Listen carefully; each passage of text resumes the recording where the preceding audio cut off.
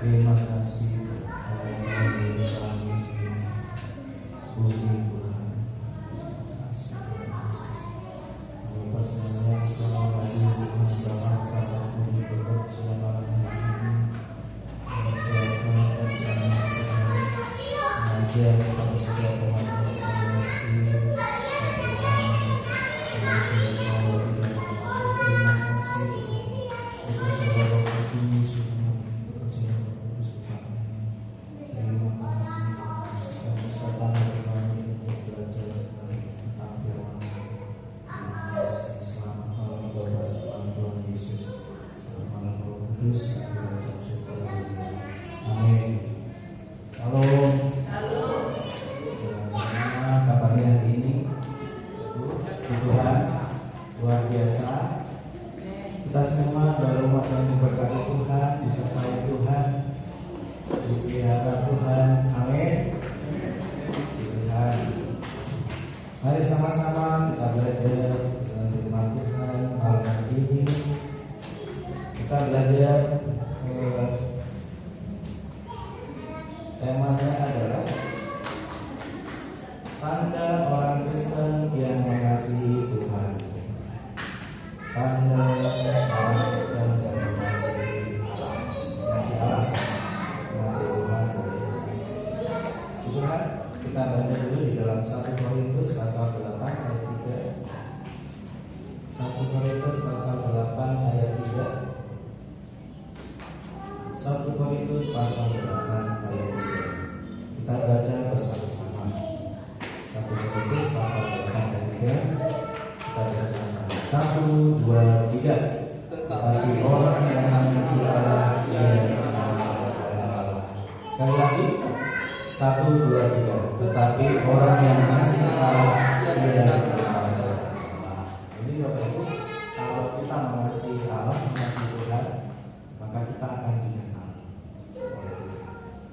Ini kita kadang-kadang nggak tahu bagaimana caranya. Kita ini misalnya kita ingin dikenal oleh atasan kita, oleh pimpinan kita, oleh direktur kita, oleh manajer kita, oleh supervisor kita. Kita kadang kita tidak tahu bagaimana caranya. Kalau seorang karyawan maksimal itu adalah bagaimana kita bekerja dengan baik dengan maksimal, maka kita akan dikenal oleh pimpinan kita, oleh direktur kita. Kita dikenal. Oh, ini si anak ini, misalnya dia datangnya rajin. Oh, karyawan ini si A datangnya suka telat. Itu akan dikenal oleh direkturnya. Oh, si ini orangnya rajin, orangnya jujur. Itu kita dikenal malah saat kita mengasihi. Belajar bersama. Kenapa? Kalau kita dikenal oleh Allah, maka kita sudah juga dijamin oleh Tuhan. Dijamin oleh Tuhan di mana? Jamin bisa masuk ke dalam Tuhan. Kalau kita sudah nanti di sana, kita sudah habis semua masa kontrak kita di dunia ini. Kita akan mana tujuan itu? Kita mau kemana? Rata-rata kita orang hidup ini pengennya ke surga. Pengennya ke surga. Kenapa? Ya, karena kita kan nggak pernah ke sana. Katanya, ya bukan katanya. Di Alkitab itu firman Tuhan. Di sana ada kekenalan. Di sana tidak ada air mata. Beda dengan sebaliknya di neraka. Ada retak gigi, ulatnya tidak mati, apinya tidak berhenti. Gitu. Beda. Nah, jadi kita bisa memilih sendiri dengan cara hidup kita, cara kita mengikut Tuhan. kita akan memutuskan sendiri kemana nantinya. Makanya kalau kita belajar firman Tuhan ini, kita akan dipenuhi oleh Allah. Saya percaya setiap umat Tuhan di WAP, di tempat ini, khususnya di tempat ini, kita mau dipenuhi sama Tuhan. Amin. Amin. Supaya apa? Supaya sampai di sana di gerbangnya surga. Kamu siapa? Namamu. Dan nggak usah ditanya lagi sama Tuhan. Tapi begitu Tuhan tahu dari jauh, oh inilah hambaku. Selama di dunia dia setia. Dia melayani aku. Dia nggak mau cari muka. Dia nggak mau cari kebenaran diri sendiri. Dia cuma ingin memuliakan Tuhan. Ibu ini sukanya dia nggak cari pelayanan yang pilihan orang. Dia kerjanya apa? Kerjanya doa. Doa buat umat Tuhan. Doa buat gereja Tuhan. Ibu ini kerjanya melayani aku. Apa? Ngitung uang persembahan. Dan pelayanan itu, pelayanan yang dilihat Tuhan, lihat dari Tuhan, bukan pelayanan yang penuh dengan sanjungan, yang penuh dengan pujian. Tidak seperti itu. Justru yang nampaknya remeh, nampaknya kecil ini yang diperhatikan. Tempat-tempat di mana melayani Tuhan tapi tanpa sanjungan, tanpa kemuliaan, di situ malah bisa Tuhan berkati, Tuhan suka. Makanya jangan meremehkan pelayanan sebagai asyar. Jangan meremehkan pelayanan untuk besok jemaat. Jangan meremehkan pelayanan untuk memperhatikan saudara kita. Kemarin kemana ya gereja? Artinya apa? Kita melakukan itu bukan untuk siapapun, bukan untuk gembala, bukan untuk biar kita disanjung orang, tidak. Tapi memang kita lakukan itu memang karena kita ingin supaya dia datang kepada Tuhan, supaya dia nggak jauh dari Tuhan. Pelayanan sekecil apapun yang kita lakukan untuk Tuhan, itu Tuhan. Nah, jadi kita mau belajar apa sih tanda orang Kristen yang mengasihi Tuhan, mengasihi Allah. Nanti kita belajar juga bagaimana cara kita mengasihi Allah, bagaimana kita sudah benar-benar mengasihi Allah. Bukan mengasihi Allah yang ya hanya di permukaan, cuma biar dilihat orang, saya bekerja haji. Tapi kita bicara lebih jauh, apa kita sudah saat kita ke gereja, kita belajar firman, kita kerjakan itu mulai hari Senin sampai Sabtu. Itu kita ke gereja bukan hanya untuk menjadi malaikat di gereja hari ini juga, tapi bagaimana kita dapatkan firman di situ. Tuhan memberikan pesan apa di hari ini? Pesan mengampuni, pesan mengasihi. Ya, kita pulang dari Senin sampai Sabtu kita kerjakan itu. Di mana? Ya di kantor, teman-teman kita, di praktek. Makanya orang Kristen itu berbeda sekali kehidupannya saya dengan orang-orang yang di luar sana. Kenapa? Kalau kita baca firman Tuhan, kita baca dalam bahasa Indonesia, kita tahu arti-artinya, kita bisa bacakan. Beda kalau kita dituntut untuk baca Alkitab itu hanya dalam bahasa tertentu saja. Kita paling nggak ngerti akan artinya, kita nggak bisa praktekkan.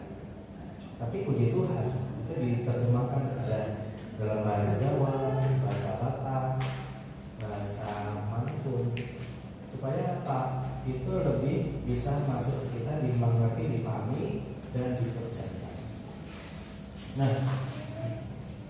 apakah mengasihi Allah itu dengan cara ke gereja setiap minggu, atau ngasih persembahan setiap minggu, atau pelayanan setiap minggu?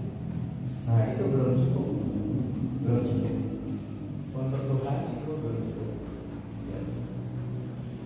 Tanda bahwa seorang mengasihi Tuhan adalah yang pertama, bukan dalam Yohanes pasal 14 ayat 15.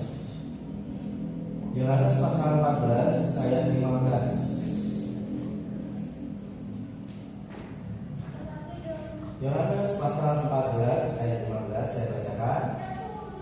Jikalau kamu mengasihi aku, kamu akan menuruti segala perintahku. Kita sering ya mendengarkan firman ini. Kadang saya membacakannya di beberapa firman Tuhan ini. Ini wajib. Kenapa? Ini adalah akan dari segala bagaimana kita bisa mengasihi Tuhan. Jikalau kamu mengasihi aku, kamu akan menuruti segala perintahku. Segala perintahku, ya, bukan satu atau dua perintahku, ya. Bukan satu perintahku yang lain dilanggar, tidak. Jadi, saya hari ini ngomongin kejelekan orang, misalnya. Si A itu loh, gini. Tapi saya dari minggu kan masih pas puluhan. Saya kan baik, berarti kan minus jadi pas. Tidak seperti itu hitungannya. Makanya kalau kita bicara tentang Kristen, waktu kita beribadah kepada Tuhan katakan apa? Pergilah dulu, ampunilah akan saudaramu. Ampunilah akan saudaramu dulu, baru beribadah kepada Tuhan. Jadi Tuhan tidak mengenal konsep meskipun kamu hubunganmu dengan saudaramu itu kacau, tapi kamu beribadah kepadaku, akan aku terima, akan aku berkati, kasih pahala, akan kasih berkat. Tidak seperti itu konsepnya. Konsepnya Tuhan adalah saling hubungan sesama manusia itu harus baik, diberesin dulu, baru kita kepada Tuhan, hubungan dengan Tuhan. Jadi nggak ada hubungan dengan sesama kita kacau, tapi kita datang kepada Tuhan dengan pede, gitu ya, loncat-loncat, menyembah dengan begitu khusyuk, itu tidak dihitung sama Tuhan. Jadi jangan berharap kita kalau hubungan kita sama manusia ini buruk, lalu kita datang kepada Tuhan, lalu itu is okay, itu salah, cara pemahaman yang salah. Jadi harus bersama manusia harus baik, berberesan semua, baru kita kepada Tuhan. Prosesnya seperti itu. Makanya menjadi orang Kristen itu unik sekali. Tidak ada di ajaran manapun. Di kalau di luar kan, boleh tengkar-tengkar sama saudaranya, nggak nyapa,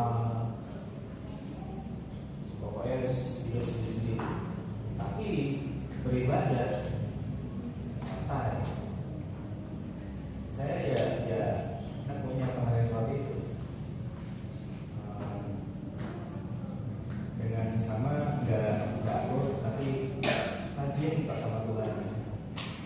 Nah, kalau kita tahu konsep-konsepnya seperti ini, Tuhan itu nggak bisa dibohongi. Tuhan itu nggak bisa dihapusi. Waduh Tuhan, aku sembah Engkau. Tapi firman-Nya, perintahnya tidak dikerjakan. Kalau kita belajar dari doa kami, maka Ampunilah kami seperti kami mengampuni orang yang bersalah kepada kami. Konsekuensinya apa saat kita tidak mengampuni? Ya, Tuhan nggak juga mengampuni. Kalau istilahnya, kita berharap karena dengan kita menyembah Tuhan, maka semua akan beres. Maka Tuhan akan tutup mata kesalahan-kesalahan kita kepada sesama kita. Tidak seperti itu. Harus dibereskan. Makanya Tuhan berikan firman ini, firman Tuhan itu yang lebih indah. Nah, jadi segala perintah Bapak Ibu adalah termasuk perintah yang enak maupun perintah yang tidak enak. Itu semua kita harus kerjakan. Perintah yang jadi makan firman Tuhan itu beda dengan kalau kita makan sehari-hari ya. Kayak kita kadang kalau makan ya, saya itu tidak suka buncis, singkirin deh. Tidak suka wortel, singkirin. Tidak suka kacang panjang, singkirin. Belajar firman Tuhan tidak seperti itu. Suka tidak suka firman itu silakan kita kerjakan. Dan itu memang sudah tuntutan Tuhan. Tidak mengatakan kepada kita, ya lakukanlah apa yang kamu suka dari firman Tuhan. Tidak. Tuhan katakan menuruti segala perintah Tuhan itu mulai ya kita mulai umur berapa? 3 tahun, 5 tahun ya sampai mungkin 70 tahun sampai 80 tahun atau 100 maksimal. Hanya selama itu. Karena nantinya apa? Nantinya kita akan diperhadapkan kepada kehidupan kekal atau kematian yang kekal. Jadi Bapak Ibu, kita perlu sebagai orang Kristen, kita perlu bijaksana, kita perlu cerdik. Kenapa? Kalau kita hidup di dunia ini paling misalnya hanya 80 tahun. Nah, maka kalau kita udah umur 60 tahun, dari kurang 20 tahun, itu kita persiapkan itu yang sebaik mungkin. Karena kita nggak akan sampai ke 200 tahun. Nah, karena kalau kita nggak segera memperbaiki kehidupan kita, nanti kita bisa terlambat. Bisa, karena sewaktu-waktu kita bisa dipanggil. Ya, jadi segala perintahku itu Bapak Ibu adalah itu perintah yang enak maupun tidak enak, sudah kerjakan, tidak usah ditawar. Kita tidak mampu, Tuhan silahkan jujur kepada Tuhan. Tuhan, saya tidak mampu, berikan saya kemampuan. Saya mau, Tuhan. Saya mau. Jadi kalau kita orang-orang Kristen yang tinggal di tengah-tengah orang-orang yang tidak seiman dengan kita, ya itu berat. Karena pasti bersinggungan ya. Bersinggungan kalau kita menjadi orang yang beda dengan mereka, kita pasti bersinggungan. Prinsip-prinsipnya dan sebagainya. Kadang kita tidak mampu. Hikmatnya di mana Tuhan untuk menyelesaikan ini? Kita minta sama Tuhan supaya Tuhan mampukan kita. Saat melayani Tuhan, ya, jadi dia yang pertama adalah kamu akan menuruti segala perintahku. Artinya dia mau melakukan apa saja untuk Tuhan. Dia mau melakukan apa saja untuk Tuhan. Kayak kita kalau kerja sama orang, jadi apa? Jadi bahu, jadi bahunya Tuhan. Saya mengibaratkan seperti kita dari bahunya Tuhan. Jadi bahunya Tuhan itu kita sudah tidak bisa rawat. Ayo, apa? Disapu halamannya. Tuhan, lagi males nih, lagi nonton TikTok, boleh kita nawarin itu. Kalau kita di bahu, orang Kristen, orang menerima Yesus Kristus sebagai Tuhan, dia sudah menerima, sudah hidupnya sudah dikuduskan oleh darah Yesus, sudah dibeli. Tidak bisa nawar-nawar, tidak bebas. Tidak bebas itu kan ada konsekuensinya juga. Kalau tidak sesuai dengan kehendak Tuhan, ya siap-siap aja. Jadi kita ini sudah menjadi hambanya Tuhan, sudah dibeli, menjadi bahu domesnya Tuhan, dan di sana kerjakan ini apa? Ya, terus gitu kan. Kerjakan ini apa? Berat bukan? Kalau berat, bilang saya mau melakukan. Kalau berat, kita bilang sama Tuhan, Tuhan, ini berat buat saya. Bukan saya dari gitu. Saat melayani Tuhan, orang-orang ini dia berprinsip yang penting melayani Tuhan. Tidak harus pelayanan yang dilihat banyak orang, pelayanan yang tampak remeh dan kecil pun dia kerjakan, asalkan untuk Tuhan. Bapak Ibu, saya dulu mulai melayani Tuhan itu megang OHP. OHP itu pakai kertas minta, disorotkan ke alatnya. Sampai saya kuliah di Jogja itu pelayanan saya pegang OHP.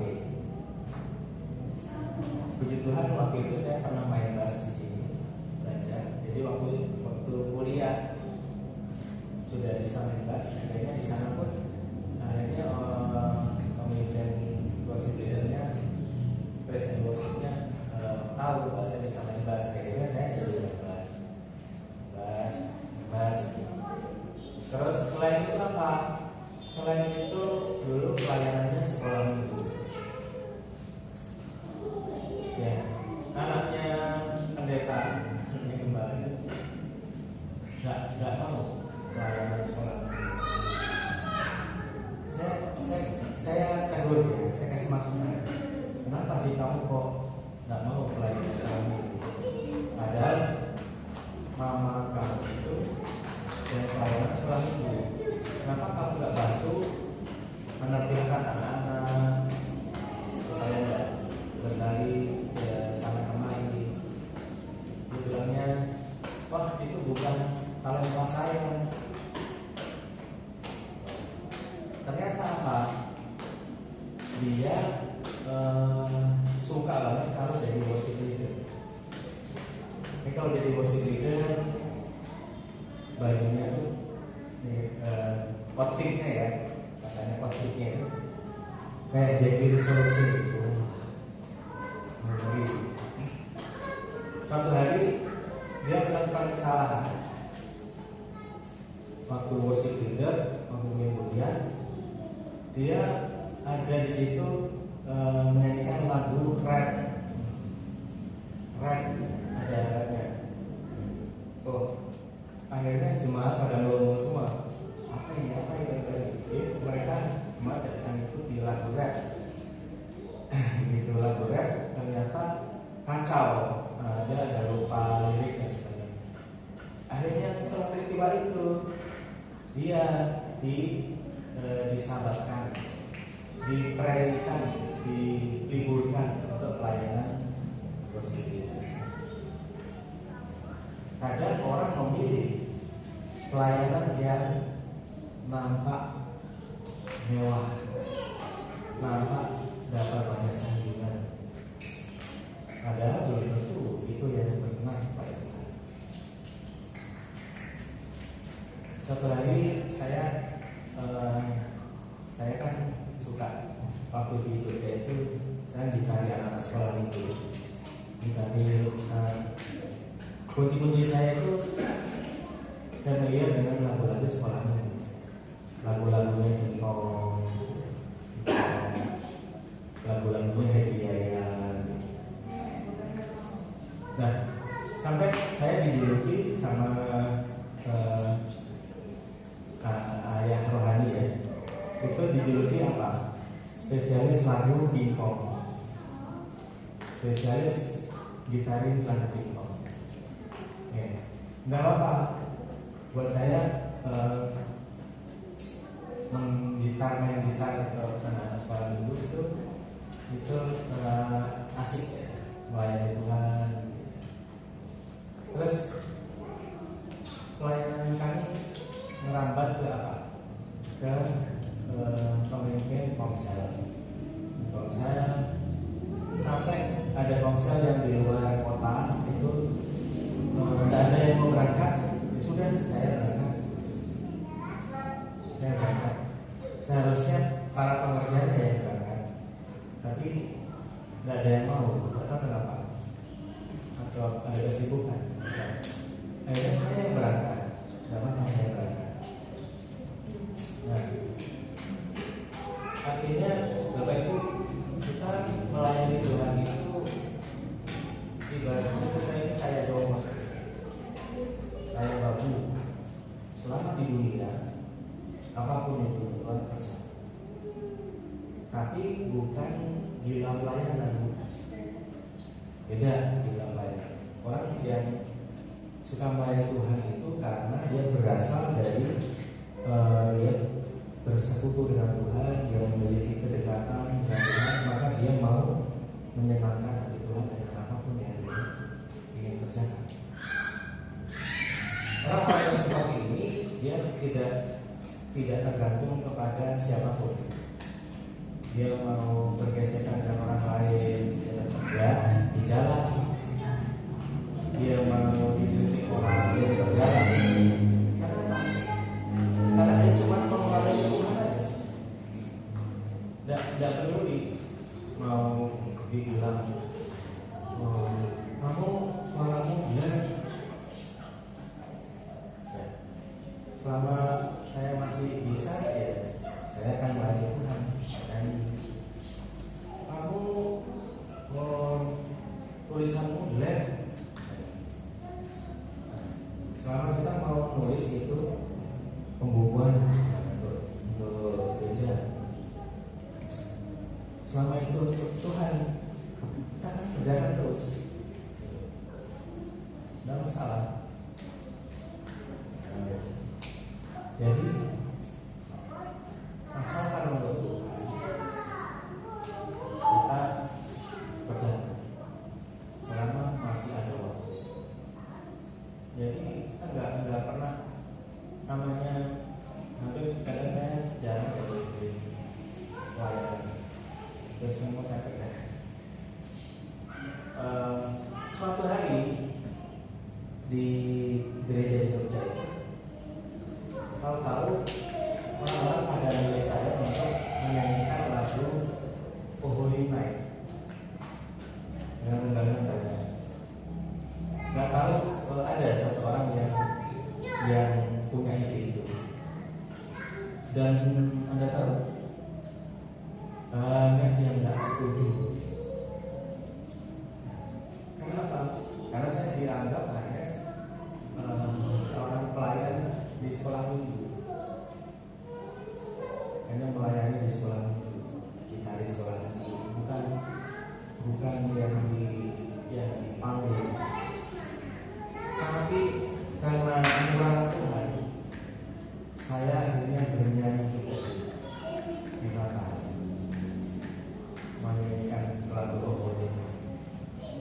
Saya tidak pernah menyangka, saya tidak pernah mengajukan diri saya untuk menyanyikan special song, saya tidak. Jadi Bapak Ibu, layani Tuhan dalam hal apapun yang Tuhan berikan kepada kita. Layani Tuhan dalam segala apa yang kita bisa,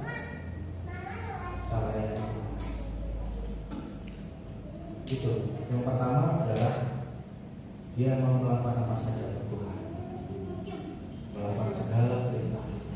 Itu orang yang mengasihi Tuhan.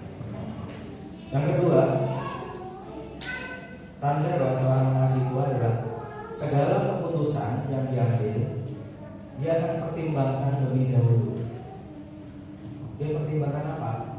Dia pertimbangkan apakah itu berkenan atau tidak pada Tuhan.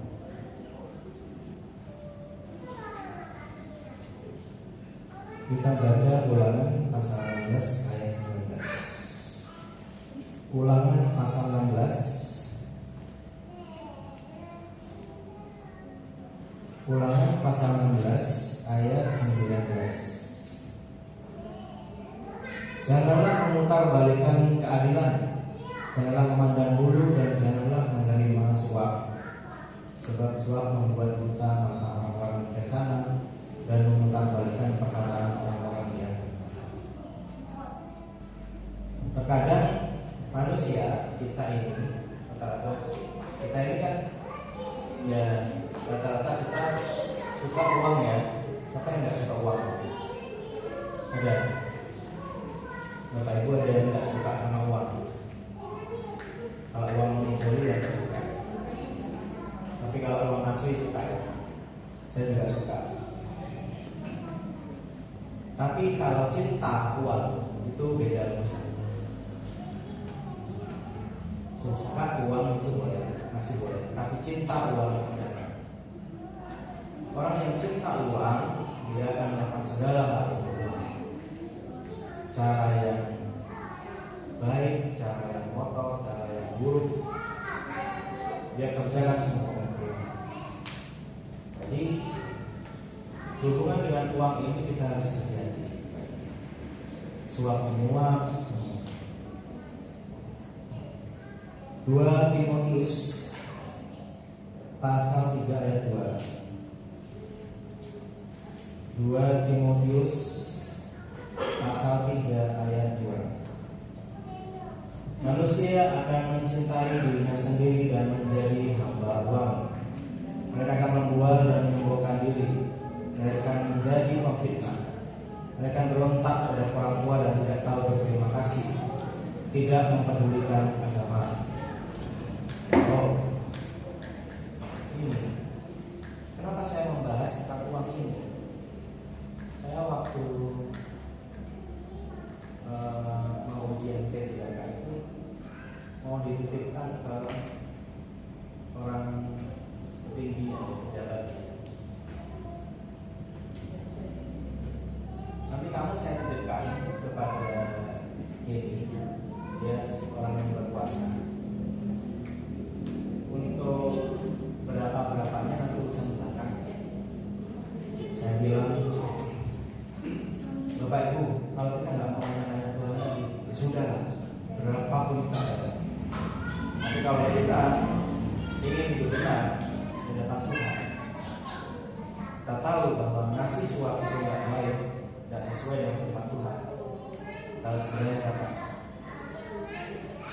Pak, Mas, saya ini sudah 12 tahun saya bekerja sebagai honorer sebagai masa urusan kayak gini saya harus masih menyuap. Saya tidak mau. Kalau saya tidak lolos, saya tetap akan menjadi bapak.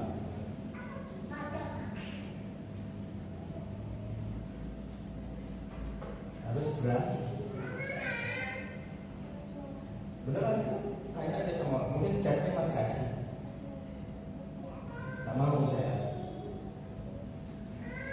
suruh nyuap, suruh ngasih pelicin biar dijamin sama orang. Saya tak mau.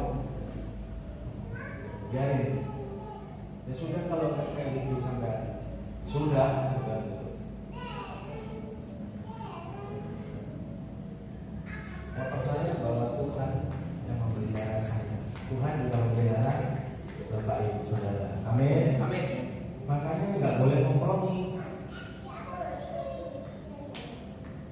Oh, nampaknya baik ya. Nanti saya titipkan ke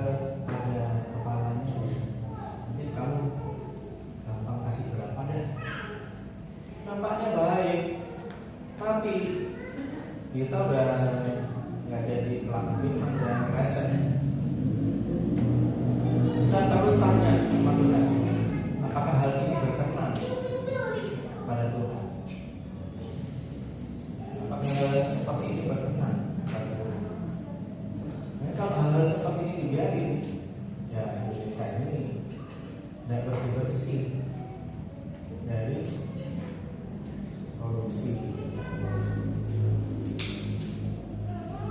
Kita memulai dari anak-anak Tuhan ini harus hidup berkenan pada Tuhan. Dan teman-teman saya banyak yang dibela-belain cari backingan orang-orang yang kuat, bayar, semua diselesaikan dengan uang. Tidak semua. Kalau anak-anak Tuhan ini kita harus mengandalkan Tuhan. Saya ujian SIM aja, SIM saya mati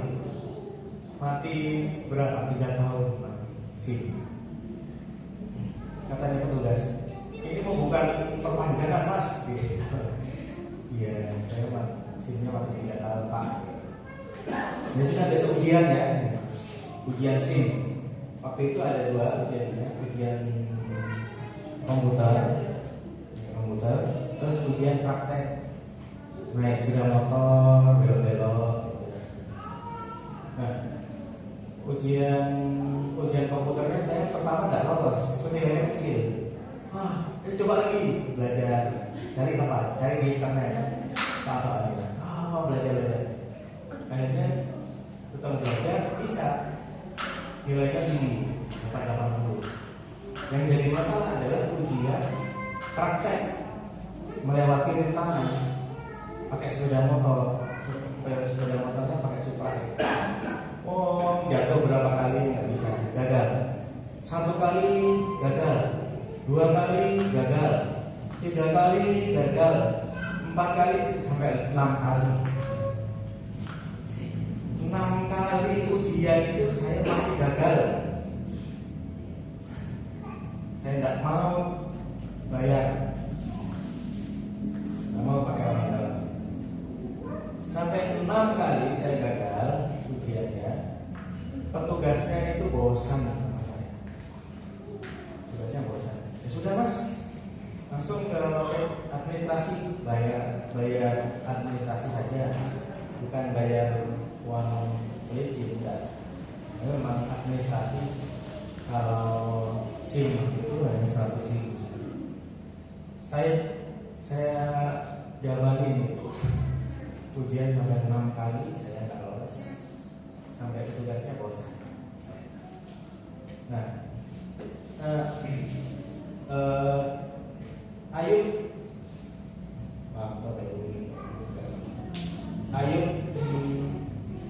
Ayub pasal 1 ayat 5. Setiap kali apabila hari-hari pesta telah berlalu, Ayub memanggil mereka dan menguduskan mereka. Keesokan harinya pagi-pagi bangunlah Ayub lalu mempersembahkan korban bakar sebanyak jumlah mereka sekalian. Sebab pikirnya mungkin anak-anak itu sudah berbuat dosa atau menutupi Allah dalam hati. Demikian dapat Ayub sangat biasa. Ayub ini sangat orangnya saleh ya, menjaga kehidupannya dengan Tuhan. Jadi Ayub ini segala sesuatu yang dikerjakan akan dipertimbangkan lebih dahulu apakah itu berkenan kepada Tuhan. Anak-anaknya habis pesta-pesta begini, katanya anak-anaknya ini mengikuti Tuhan, makanya bisa berpati. Dia segala sesuatu itu tidak ingin membuat kecewa hati Tuhan. Jadi hati-hati kalau mengambil keputusan itu, bertindak itu hati-hati. Apakah ini berkenan kepada Tuhan atau tidak? Nah, orang-orang yang mengasihi Tuhan, dia pasti akan melakukan hal ini. Nah, dia melakukan sesuatu, nah, Tuhan suka enggak? Tuhan mau enggak? Kalau saya melakukan, nah itu juga orang mengasihi Tuhan dia nanya seperti itu, tidak langsung sembarangan. Tidak sembarangan. Yang ketiga, Lukas pasal 9 ayat 23.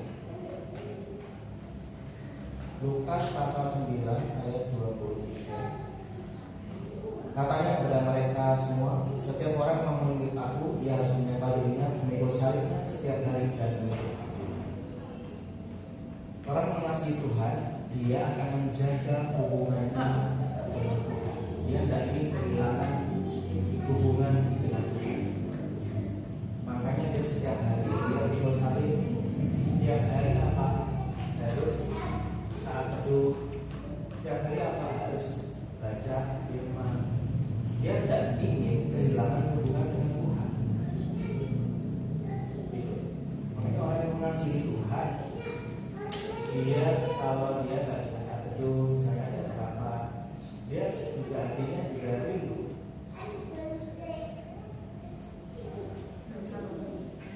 Kalau dia orang yang mengasihi Tuhan itu dia menjaga hubungan itu dengan Tuhan.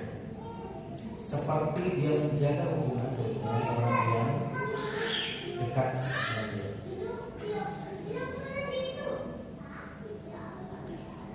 Bagaimanapun caranya dia tidak ingin hubungannya dengan Tuhan itu terputus. Dia tidak mau. Karena kalau terputus, dia merasa ada yang hilang dalam kehidupan, dalam hati. Nah, kalau Bapak Ibu sudah sampai pada tahap itu, artinya Bapak Ibu ini adalah tergolong orang yang mengasihi. Jadi kalau kita nggak peduli mau doa, nggak peduli biasa aja, Pak itu perlu bertanya, Pak kita udah menjadi orang yang mengasihi Tuhan apa belum? Karena apa? Memang Tuhan itu tidak terlihat. Hari-hari ini kita sudah mendengar kabar di mana medsos dan sebagainya bahwa di Iran terjadi pertobatan besar-besaran. Di Iran, jadi ribuan orang sampai 1 juta dilawan Tuhan. Sudah terjadi di sana itu transformasi, ada pertobatan. Kalau kita nggak mengejar kehendak Tuhan, kita kalah sama orang-orang di sana. Mereka jadi lebih radikal pada Tuhan. Kita tidak bisa berada di area zona area nyaman terus. Kita jadi katanya apa? Kita jadi orang yang terkemudian, yang dahulu menjadi yang terakhir. Kalau kita nggak ngikutin arusan Tuhan ini, kita nanti jadi yang terakhir.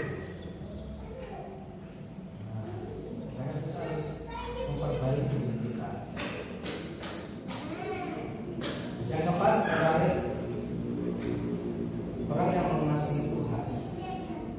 Orang yang mengasihi Tuhan, dia sudah mulai meninggalkan rasa cinta uang. Coba kita baca di dalam Lukas pasal 19 ayat 2. Di situ ada seorang bernama Zakheus, kepala pemungut cukai, dan dia seorang yang kaya. Zakheus pemungut cukai, orang yang kaya. Ayat 8. Tetapi Zakheus berdiri dan berkata kepada Tuhan, Tuhan, setengah dari milikku akan kuberikan kepada orang miskin, dan sekiranya ada sesuatu yang peras dari seseorang akan kembalikan 4 kali lipat. Setengah dari milikku akan kuberikan kepada orang miskin, dan sekiranya ada sesuatu yang peras dari seseorang akan kembalikan 4 kali lipat. Dia mengasihi Tuhan, dia bertemu dengan Tuhan Yesus. Dia tahu bahwa Tuhan Yesus begitu mencintai orang-orang miskin. Maka dia rela, dia enggak mudah meninggalkan rasa cinta uang. Dan Zakheus itu orang yang paling mencintai, orang yang kaya, pendek. Nah ini orang yang mengasihi Tuhan, dia sudah meninggalkan rasa cinta uang. Apa artinya? Dia orangnya sudah menjadi orang yang murah hati. Nah kalau melihat saudaranya kesulitan, dia tidak berpangku tangan, dia tidak berpangku. Ini tandanya. Kita harus mulai tinggalkan sifat-sifat elitisme ini, elitisasi. Tinggalkan. tinggalkan. 1 Korintus, ini 2 ayat yang terakhir. 1 Korintus pasal 8 ayat 3.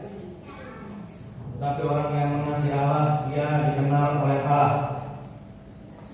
1 Korintus pasal 16 ayat 22 yang terakhir.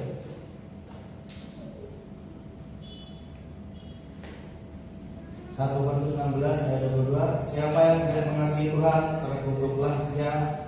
Maranatha. Ini firman. Siapa yang tidak mengasihi Tuhan, terkutuklah dia. Jadi kita tidak punya pilihan lain selain mengasihi Tuhan. Supaya apa? Supaya kita dikenal oleh Tuhan. Orang-orang yang dikenal oleh Tuhan, maka dia akan diterima dari sisi Tuhan. Saat nanti kita kembali kepada Tuhan. Puji Tuhan, berikan firman Tuhan. Tuhan Yesus memberkati. Kami ucap syukur kepada Tuhan untuk firman ini. Ucap kami mengerti, mengasihi Engkau, mampukan kami dan kami dan Roh Kudus-Mu. Terima kasih. Berikan kami hati yang lain, hati yang mengasihi. Terima kasih Tuhan Yesus. Segala kemuliaan Tuhan Yesus. Amin.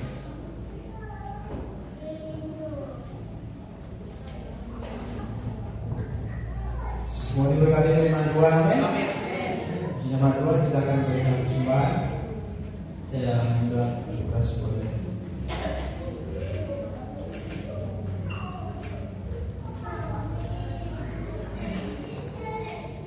Kita akan berdoa. Bapa di surga, kami bersyukur untuk firman Tuhan yang sudah Engkau sampaikan kepada saudara Tuhan, perjumpaanmu melalui hamba-Mu.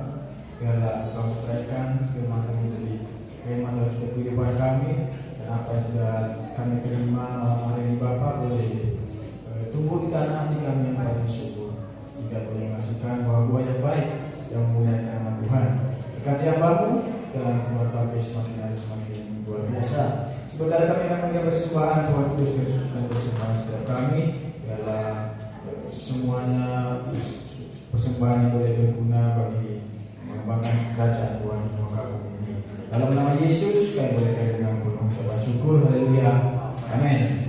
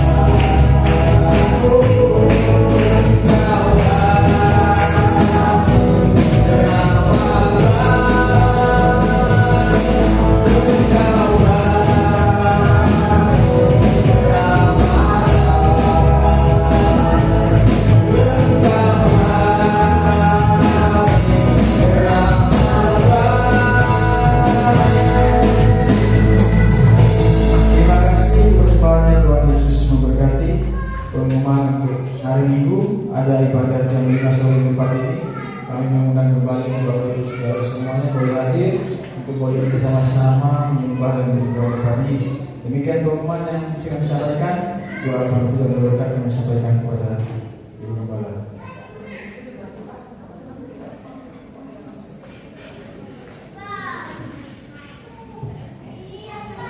Oke, baik, puji Tuhan.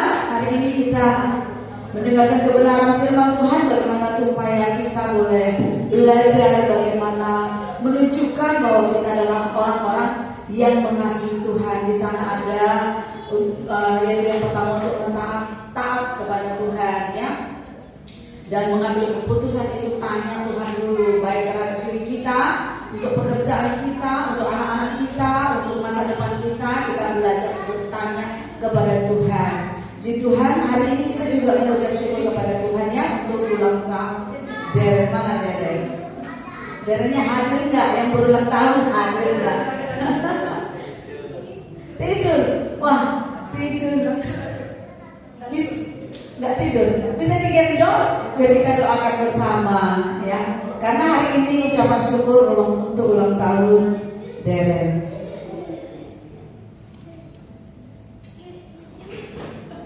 Yang ulang tahun yang ngantuk-ngantuk, ya.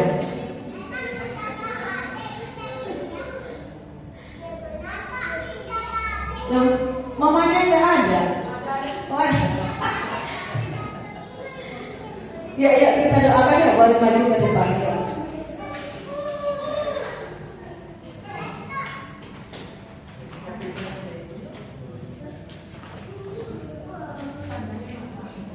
Mana gue mau? Yuk, kita sama-sama arahkan tangan kita untuk Deren supaya ulang tahunnya yang pertama ini dia semakin bertumbuh, semakin diberkati oleh Tuhan. Mari kita arahkan tangan kita bersama, kita berkati.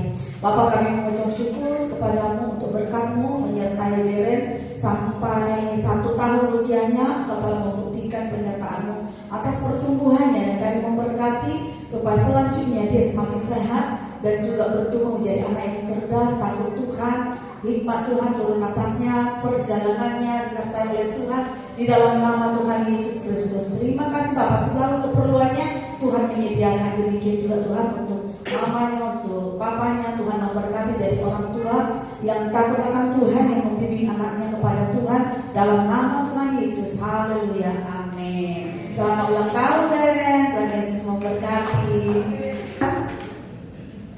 Begini, kita muliakan Tuhan, kita arahkan hati kita kepada Tuhan. Mari kita bangkit berdiri, berikan persembahan yang terbaik untuk Tuhan. Haleluya.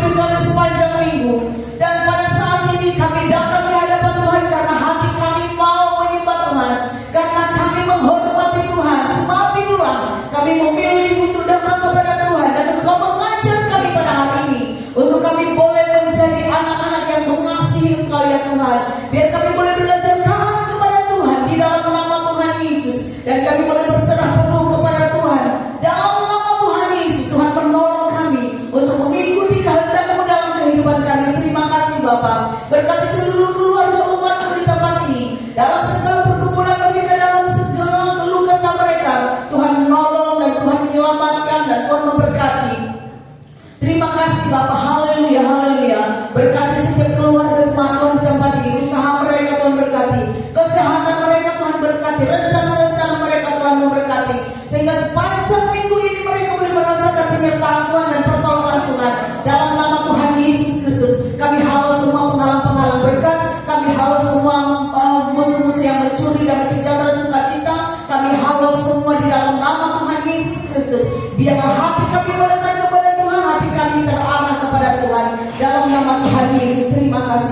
Haleluya. Berkati anak-anakmu yang sudah melayani pada hari ini, semakin hari tambahkan hikmat Tuhan, kasih Tuhan, sehingga kami boleh melayani karena kasih akan Tuhan.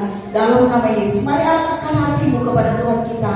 Angkat tangan kita di hadapannya. Kita terima berkat dari Bapa kita, sumber segala berkat. Dicurahkannya kuasanya atasmu. Dibuatnya engkau hidup di dalam kebenarannya. Dituntunnya engkau kemanapun engkau melangkah. Diberinya hikmat kepadamu untuk mengambil setiap keputusan di dalam kebenarannya.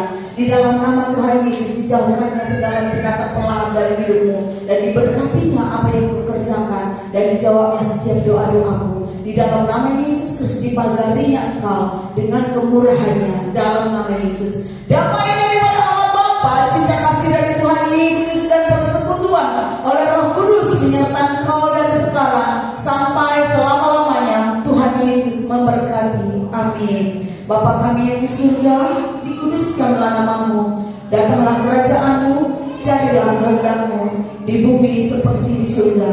Berikanlah kami pada hari ini makanan kami yang secukupnya, dan ampunilah kami akan kesalahan kami, seperti kami juga mengampuni orang yang bersalah kepada kami. Dan janganlah membawa kami ke dalam pencobaan, tetapi lepaskanlah kami daripada yang jahat, karena Engkaulah yang mempunyai kerajaan dan kuasa dan kemuliaan sampai selama-lamanya. Amin. Tuhan Yesus memberkati.